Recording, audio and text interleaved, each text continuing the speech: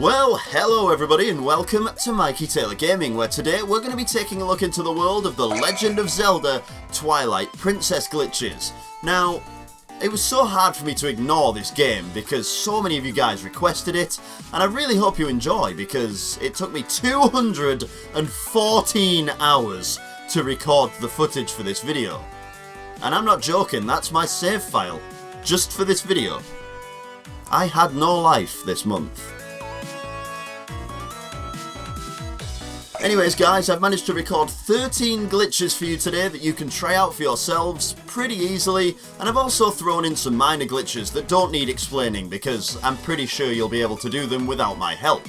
So, without further ado, let's get on with this video, and I know it's half an hour long, so I hope you've been to the bathroom already. And if not, go now and pause the video because you don't want to miss any of this. Thanks very much guys, and I will see you all at the end card. Bye bye.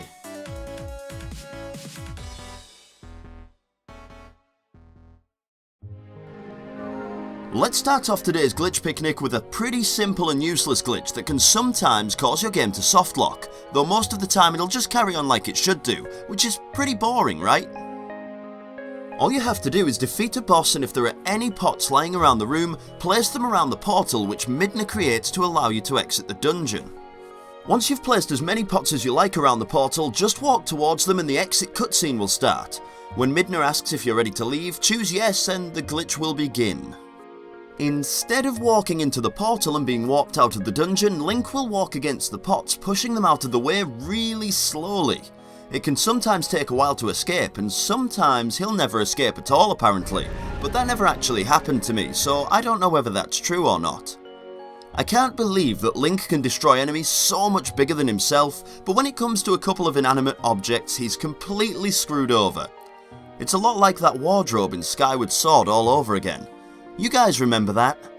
How on earth does this wardrobe stop the hero of time from completing his quest? Seriously, don't ask me because I don't know.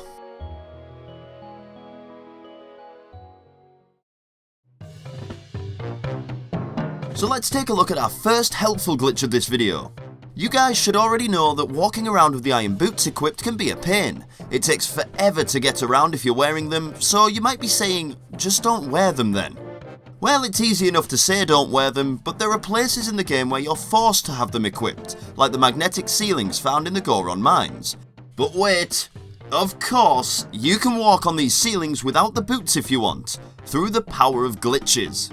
This one can be done wherever there's a magnetic force that pulls you towards walls or ceilings when wearing the boots. And trust me when I say it can save you a lot of time. All you need to do is walk underneath one of these magnetic forces, and whilst you're in midair, bring up the item screen and replace the iron boots with any other item so that they no longer appear on the heads-up display. When you leave the item menu, you'll still be attached to the ceiling or the wall, but you won't be wearing the boots, meaning you can just run around on it at full speed, saving you a lot of time in rooms like these. Whoa, hold on, are we playing Sonic the Hedgehog here? No wait, sorry, I got so confused. I'm not used to seeing Link run around so fast on these surfaces. Once you're done playing around with this glitch, there's only one way to get down. Just equip the boots and unequip them again and you'll drop back down to the floor like normal. It's a pretty simple glitch to pull off, and it's so much better than having to walk around on these surfaces at 1 mile an hour.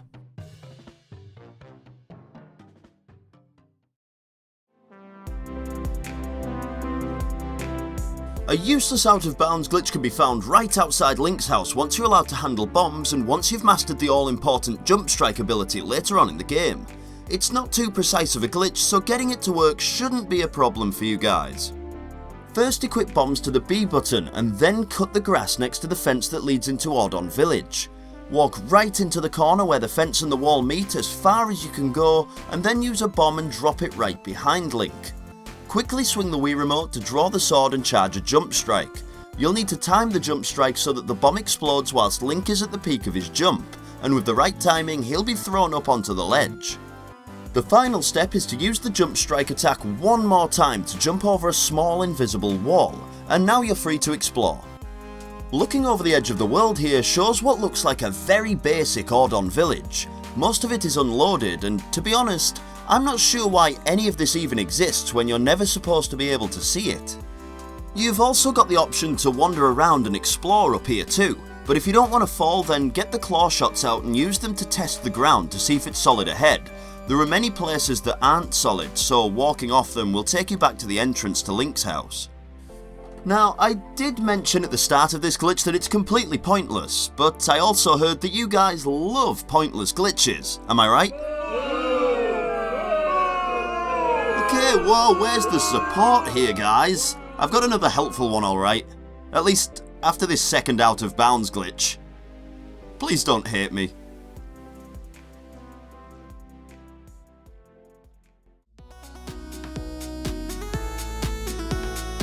So this out of bounds is even easier than the first one that we looked at, and it's got a couple more interesting effects too. Make your way to the Kakariko graveyard and take a look at the wall just to the right of the entrance. There's a section of this wall that's darker than the rest. Stand a little to the right of this dark patch and have Link facing the wall at about this angle. Then charge up a jump strike again and you'll be able to jump high enough to get onto the ledge without using any extra effort. Walk close to the wall and jump strike one more time to get past this section of wall and jump over this gap before we're finally home free and out of bounds. This is probably the easiest out of bounds that can be found in the game, and it also leads to one other interesting glitch. If you walk all the way up the wall here until you can't go any further, you'll find a void that'll take you back to the entrance of the graveyard if you fall into it. But look around the corner here and you'll see the back section of the graveyard. Now, it can be tricky, but jump over to this area and if you look on the map you're still technically out of bounds. And now we're ready for the cool part. Jump behind the waterfall here and you'll be swimming in the void. If you go too far out, then Link will just fall and be taken back to the entrance again, just like if you fall into the void on the top of the hill. But swimming close to the playing area, you can swim freely. You can use the Hyrule Field loading zone from out here too, which is strange because we're entering it from the wrong side here. Alright, I hear you guys. You want something more helpful and interesting, right? Well, I guess it's time to finally take a look into something you'll enjoy.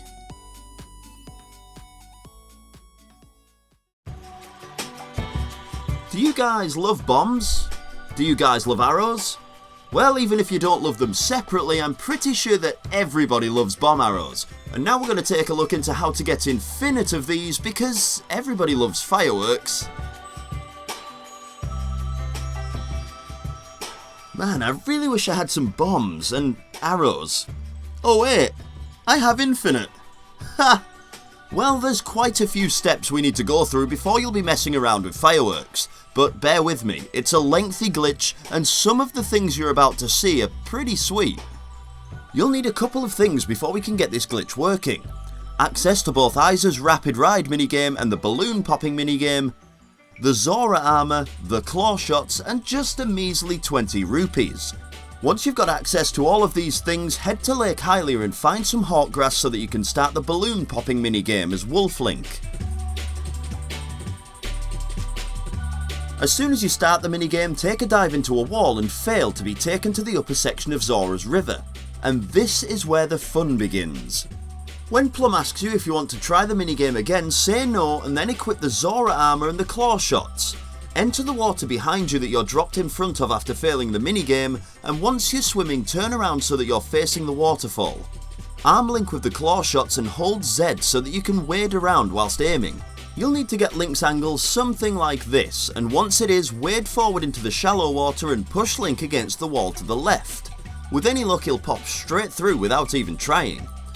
Now that you're out of bounds, swim forward just to the left of the waterfall and you'll drop into the void below, but instead of being taken to the entrance of the river like normal, you'll be asked if you want to try the minigame again. This time choose yes and again just fail the minigame, scoring 0 points. But wait, once you do that, you're not taken to the fail screen. This is a screen where Link's standing in a wall in the air for some reason. I told you things would get weird. Jump into the void and when you're respawned, you'll be in Isa's Rapid Ride minigame. The game is officially confused, so prepare to make it a complete mess. Transform into Wolf Link and then jump into the water in front of you to trigger this minigame's ending sequence. Now, something you'll notice is that the graphics are completely screwed up right now. The reason that this happens is because you're supposed to be in human form when you reach the end of this minigame, but since you're not, the models get all glitched out, causing this complete mess instead. Other than the glitchy models, everything else will finish normally, so once you're asked if you want to try the minigame again, tell the Zora yes. That's what the 20 rupees I told you about earlier are for. You'll be taken back to the minigame hut where the rapid ride game will start, but you'll be stood on the platform instead of riding the boat. If you were on the boat, then you'd be shooting at huge pots with an unlimited supply of bomb arrows, but you're not. So talk to Midna and warp out of the minigame to go wherever you want to go. Since the minigame never officially ended, you'll still have the full unlimited stock of bombs and arrows in your inventory wherever you go. If you check your inventory, it'll say you have a limited amount of arrows and bombs still, but you can see from the heads up display icon that there's no counter. So now you're free to wander around defeating enemies with 360 no-scopes without the worry of ever running out of ammo. If you equip bombs or arrows separately, they'll also be unlimited on their own and you can combine them again to make unlimited bomb arrows if needed. The effects of this glitch only seem to disappear if you restart the console after saving with the glitch active. The normal bomb arrow encounter will come back, meaning you'll have to do the glitch again if you don't want to worry about usage. But to be honest, after trying this glitch out once or twice, you'll be able to do it again with no problem, so starting over and reactivating the glitch isn't really a big deal.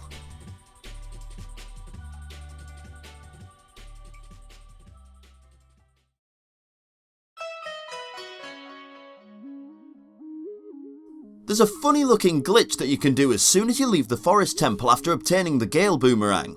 Equip the Gale Boomerang and then find either some horse grass to call Epona or some hawk grass to call the Hawk.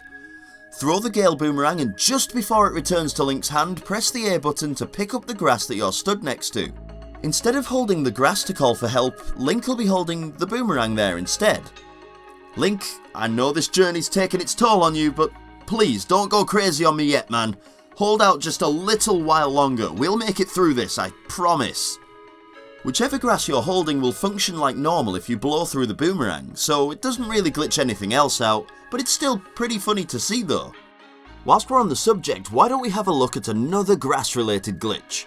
In Ordon Village, pick up some of the hawk grass found on the platform next to Hanch and blow on it. Once you've got control of the hawk, aim so that the majestic creature will hit the door of Fado's house. If you fire it in just the right position, then the hawk will get stuck under his porch forever. Just look at it. So majestic. Not really all that clever though, clearly. The hawk will stay stuck in this position until you pick up another piece of hawk grass, but you can walk up to it, you can try to attack it, you can try doing a lot of things to it, but nothing will work since you're never really supposed to interact with the hawk. Which means, and you guessed it, this was another completely pointless glitch. Awesome.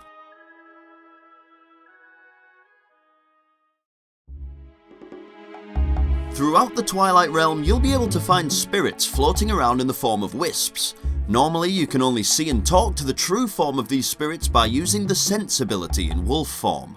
However, if you deactivate your senses at the same time as talking to the spirits, then you'll be talking to the wisp that represents them instead of the actual spirit. This is another one of those glitches that probably wasn't even worth showing off, but seriously guys, they can't all be awesome glitches, you know. Or can they? No. Definitely not. There's always going to be some terrible glitches in these games, I swear.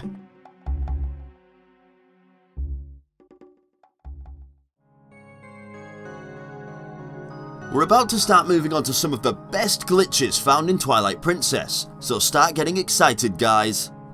I mean, you should be excited anyways, but you know what I mean, let's go. This next glitch is awesome and it can be done a couple of hours after starting the game. It'll help you get the Master Sword way earlier than you're supposed to, which means transforming between wolf and human sooner than you should be able to. This can also lead to a ton of other interesting glitches. It's pretty easy to explain, but understanding the glitch and executing it can take a little time at first. When you first enter the Twilight in Farron Woods, you'll come across a group of shadow beasts found here on the map. Using one of these shadow beasts, we can glitch onto the outer edge of the arena that we're fighting in and get out of bounds, but the jump is extremely difficult to pull off. Here it is in full speed before I slow it down to help you guys understand what's happening.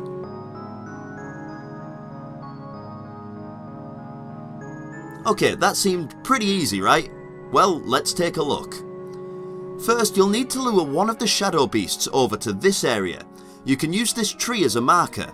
Run around under the tree until you catch its attention and then it'll run over to you and stop to attack. As soon as it stops to attack, run past the beast and close to the wall towards the other tree seen here.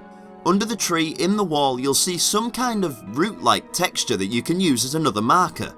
Try to get Wolflink lined up so that his body is side by side with this root. Soon after this, the shadow beast will follow you to your position where you need to quickly lock onto it, hold B to charge your instant death attack and walk towards it all at the same time. When the shadow beast's arm is raised up in the air, release the B button to launch your attack and with any luck, Wolflink will jump high enough to land on the ledge outside of the arena. The angle that you launch the attack at is very important to this glitch too. If you're facing the ledge too steeply, then you'll bash off of it and fall back into the arena, but if you're not steep enough, then you'll just miss the ledge completely. If you manage to get up on the ledge first time, then you're awesome! The hard part is almost over. If you miss the jump, just defeat one of the other shadow beasts. Once there's only one left, it'll revive the other two, so you have as many chances as you like to get this jump right. Once you've eventually landed up on the ledge, there's just a little bit of walking to do before we reach safety. The ground around here, like most out of bounds areas, isn't completely solid, so it can be pretty easy to fall off the edge and be taken back to the Shadow Beast battle where you'll have to make the jump happen again. And nobody wants that. That is literally my best angry noise. It's terrible, I'm sorry. Instead, whilst you're up on the ledge, you'll have to wander around a specific path that you can see here and make a leap of faith deep into the forest, landing at the entrance to the Sacred Grove. We shouldn't be able to get to this place for at least a couple of hours yet. Since we're here though, it'd be rude not to go in, so enter the Sacred Grove and continue through it like you're on a normal playthrough. Defeat the Skull Kid, solve the statue puzzle, and then the Master Sword is yours. Whoop whoop! That's it guys, now we're finally on the way to getting some awesome glitches shown off. Like I said earlier, you'll be able to transform into human or wolf whenever you want to now. You'll be able to warp to any warp point that you've previously unlocked too, so this place is easily escapable. I also mentioned earlier that there are tons of other glitches that can be done through the power of early transformation, as you can see on screen here. But I'll just be showing you some of the best looking glitches that you can do soon after getting the sword. You guys will have to explore the game for yourself to find the others though, and trust me, it won't take you guys long to find some of the minor and cool looking ones, so it's totally worth trying out for yourselves.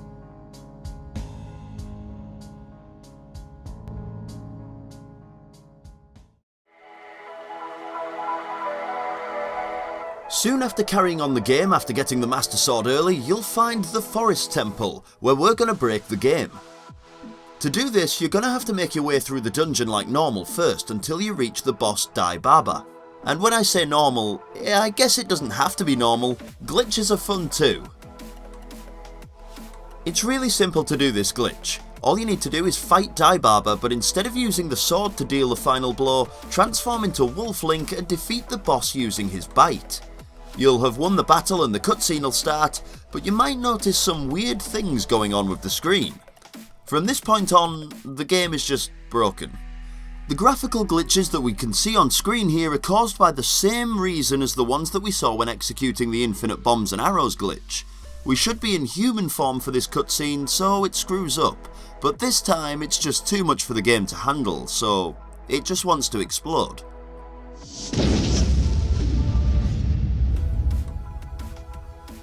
Well, thanks game. It'll just stay like this forever with the soothing music playing until you restart. I don't really think it's fair. We just wanted to beat the boss in a cool way. Give me a second. I just need to beat him again so I can show you guys the last few glitches.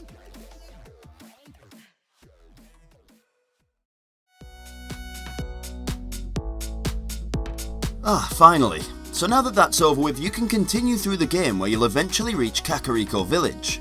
In the village you can find this house, which can only be accessed as the wolf climbing through a hole in the roof. Unless you can transform, obviously.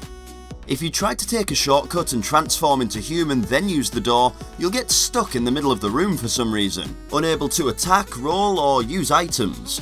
Transforming back into wolf form will let you dash and attack, but it's no use. If you want to escape, you'll have to reset the game completely. Trust me, that doesn't sound like a big deal, but I didn't save the game for a while before I found this out, so I had to do quite a lot to get back here again. What a pain in the ass!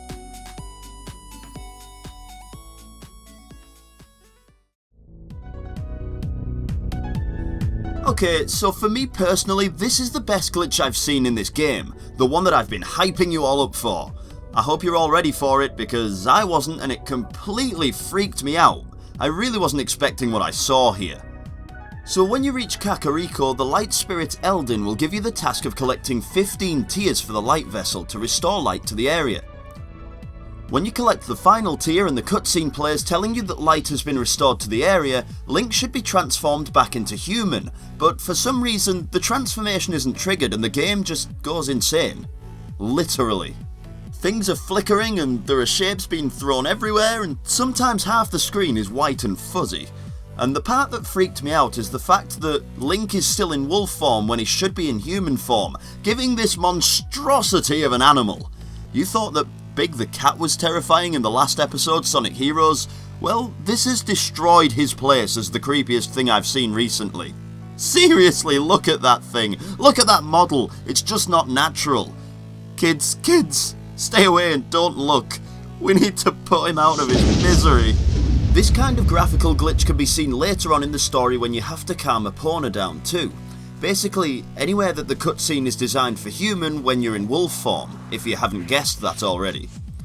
If you do manage to calm Epona in this state, then you'll be able to ride around in wolf form, which is a little more interesting than doing it in human form, don't you think?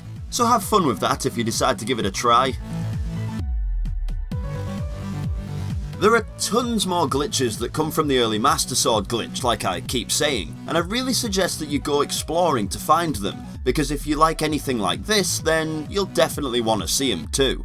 For now though, we've got to move on to the final glitch of this insanely long episode. Sorry guys, I know you want more, but my body isn't ready to keep this up.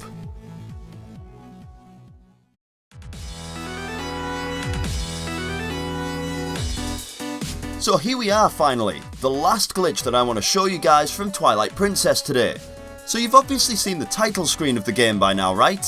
Well, the stuff that you see on the title screen is actually a fake save file, one that the game has stored on the disc somewhere especially for showing off this glorious screen. We can do a pretty simple glitch that can let us play on the title screen save file. This one is a lot like the glitch found in the Skyward Sword glitch picnic, and it too is called the Back in Time glitch. What a coincidence that 2 Zelda games have the same glitch in them.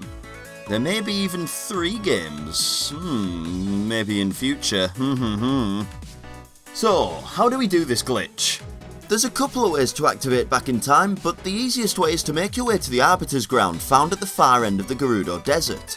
Inside you'll find quicksand which you'll need to walk into, and just before Link's fingertips disappear, press the home button and then restart the game.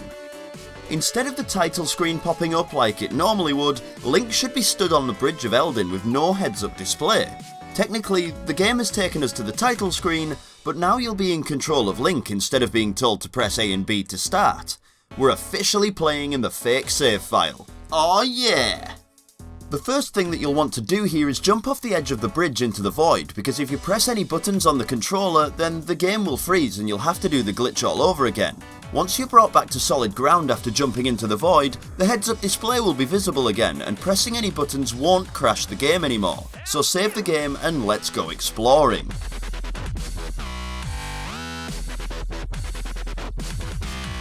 Taking a look around, you'll find some things that aren't quite right. There are no enemies here. No music either. It's kind of eerie. Probably the most noticeable thing about this glitch can be found if you're trying to leave Hyrule Field. You can try, but you'll never escape. None of the loading zones are functional when using the fake save file, meaning that eventually you'll come to a cliff edge where you can't go any further. That is, unless you're riding Epona. Riding Epona over the cliff edge lets you fly even when there's no land. Do glitches get any better than this? Seriously? As far as I can see, there's no end to how far you can make Epona fly out into the distance. I even managed to get to the background scenery somehow. I just flew out there for about 5 minutes. Eventually I decided to go back to Hyrule Field, but as soon as I went over the boundary, Epona just went through the floor and that was game over for me. You guys should definitely try this one out for yourselves. You can explore forever. Who doesn't love exploring these lands of mystic realms of air? I don't know what I'm saying. The only real benefit to the glitch is found when you save the game to a new file. It lets Link start the game with the items that he has on the dummy save file, making it a little quicker to start the game in an any % speedrun, something that I won't be attempting. Zelda Speedruns has a full list of everything that can be done on the Back in Time save file, and if you want to check it out, then you can find the link in the description. For now though guys, I have to say it's the end of this episode. As always, I thank you all so much for watching this huge, massive, monstrous episode, and if you're still here then have a cookie. Thanks again guys, here comes the end card, and don't forget, I love you all. Mwah.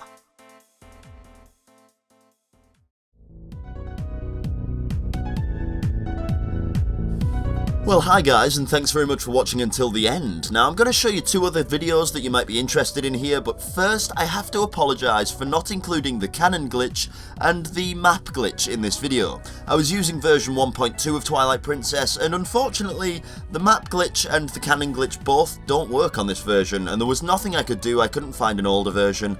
So hey ho, we've had a 27-minute long episode anyways, so I hope you all enjoyed it.